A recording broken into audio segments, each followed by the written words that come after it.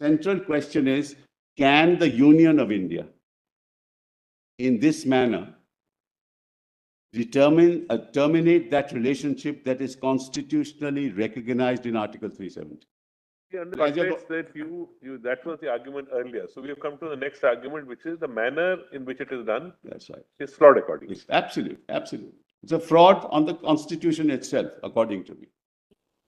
Says it's an executive act. I'll say 356 is executive, 367 definition is executive. These are all executive acts. Parliament came into the picture when the changes had already been done through executive acts. We're challenging that. As you argued, the process was wrong. Yes. Whatever was done. Yes. That is, the Parliament did it.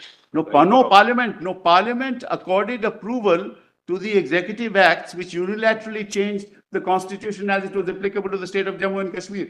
That's the central question that your lordships will have to decide. Could Parliament have, could the Union of India have done it? So is it your case that the Parliament could have done it? No, not at all. Well, that also I will answer. Well, let's kindly see. Ultimately, this was a political decision taken in the context of the situation then prevailing. Right? And the complete abrogation of Article 370 must also be a political decision. Whereas your lordships will remember Brexit, what happened? In Brexit, what happened? There was no constitutional provision seeking a referendum. But when you want to sever a relationship which has been entered into, you must ultimately seek the opinion of the people. Because people are central to this decision, not the Union of India.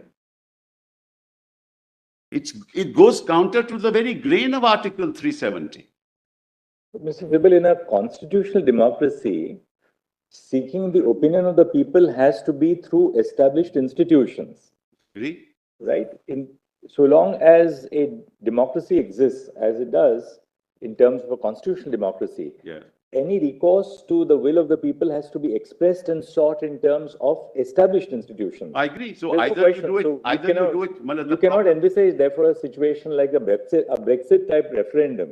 Yeah. That's a political decision which was taken by the then government. Yes. But within a constitution like ours, there's no question of a referendum. But this is a political decision that they have taken by unilaterally through an executive order, changing definitions.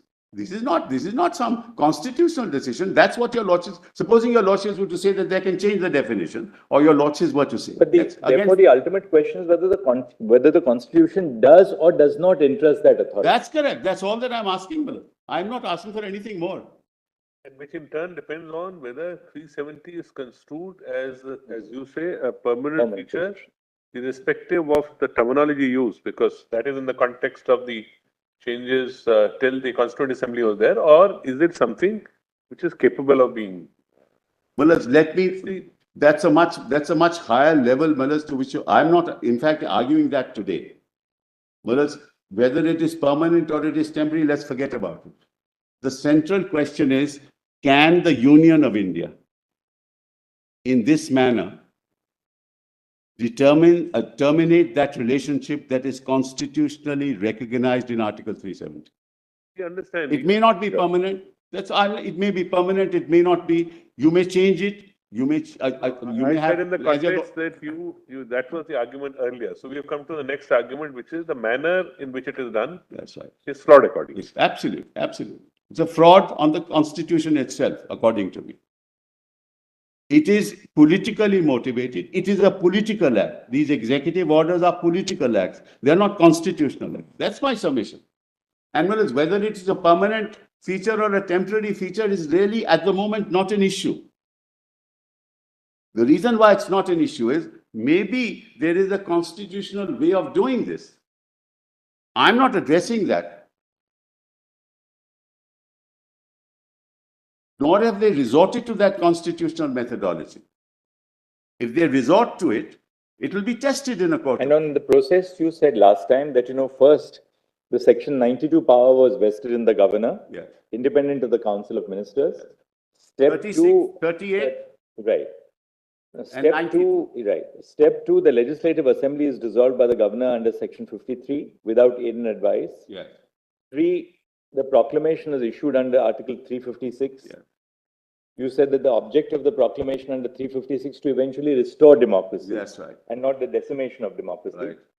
And then finally we saw the amendment of Article 3 in the presidential notification. That's right. That's So also an executive act. all these 4 steps, according to you, were constitutionally flawed. There was no provision for these 4 steps because you've essentially taken away the powers of the State Assembly and exercised them under the garb of 356. That's the submission. That's right. Absolutely. I'm deeply obliged to your lordship. But I just want to read one other. Only one last thing which I wanted to ask you. You've made your point on the process which was followed. They will have to answer it.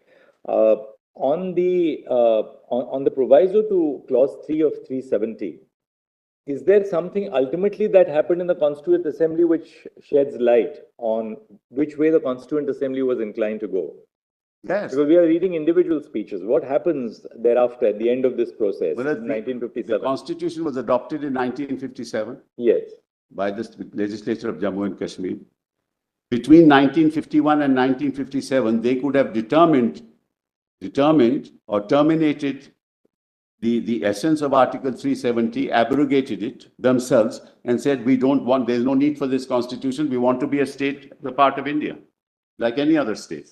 That is why 370 sub-article 3 referred to the decision of the Constituent Assembly. That decision could have been taken. But my lord asked me the question, well, now that there is no Constituent Assembly, how will this happen? If it were deemed to be a temporary provision. That's what my lord put to me. Right? So your argument would be really, I mean, if I can put it that way, that the proceedings in the Constituent Assembly of the state of Jammu and Kashmir would indicate a reaffirmation of the arrangement under Article 370 as a long-term arrangement. That's right. So that the 3 options that Sheikh Abdullah spoke about, namely either of joining Pakistan, acceding to India, or remaining independent, they gave up the first and the third option. That's correct. They decide that the ultimate decision was to stay within the dominion of India, but subject to the safeguards of 370. That's right. And therefore, according to you, 370 assumes a permanent character, irrespective of the nature of the provision which is envisaged in the Indian Constitution. And that's what Sheikh Abdullah said in his speech, that look, this relationship... That still begs one question as to whether it was enough that the Jammu and Kashmir Constituent Assembly proceeded on that basis. Could 370, which was envisaged to be a temporary provision, be converted into a permanent provision merely by the proceedings of the J&K Assembly? Or was there some further act required from the Indian Constitution, either in the form of a constitutional amendment, by virtue of which 370 would cease to have a temporary character but have a permanent character, in implementation of the wishes of the Jammu and Kashmir Constituent Assembly? Whereas the government of India never expressed a contrary opinion throughout. But didn't it have to take place through a process of amending the Indian Constitution itself? No. To convert the character of 370? All right. Well, now your lordships are again going back on the issue of temporary nature. That temporary nature is not part of the Article 370. It's not part of it. It's not a part of 370, Madam.